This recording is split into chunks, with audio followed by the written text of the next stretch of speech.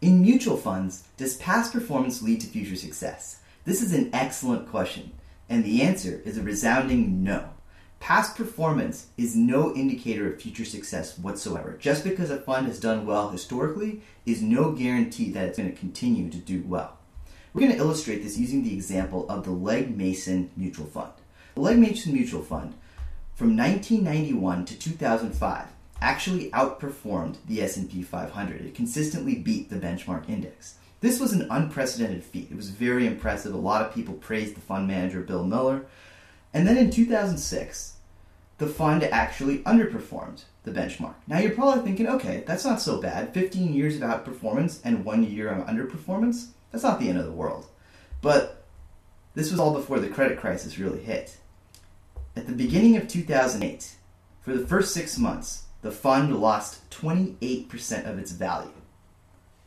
That is a huge amount. 1/4 of the fund's value was wiped out in a 6-month period. And this was before the credit crisis really hit.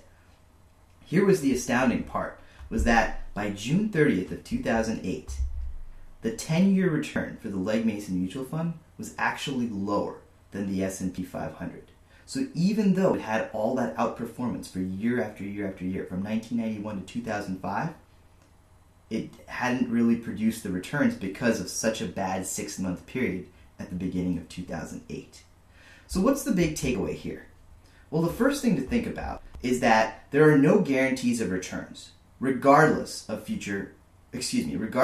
past performance. The other thing you should remember is that it's very difficult to find mutual funds that have outperformed the market. I mean, the Legg Mason Fund outperformed for 15 years, and even that suffered if you think about it from a 20-year or 30-year time horizon, which is, when you think about stocks, the right amount of time to invest. So what's the alternative? The alternative is to track the market using low-cost index funds. This way you're not paying a whole lot of money out in fees, you get to keep more of your money for yourself, and you still get to buy into the broad market. So I hope this video has helped you understand the basics about past performance and future performance and how there is not necessarily a relationship between the two. So be very careful when someone tries to sell you an investment based on past performance. That in itself is not a guarantee that the investment will do well.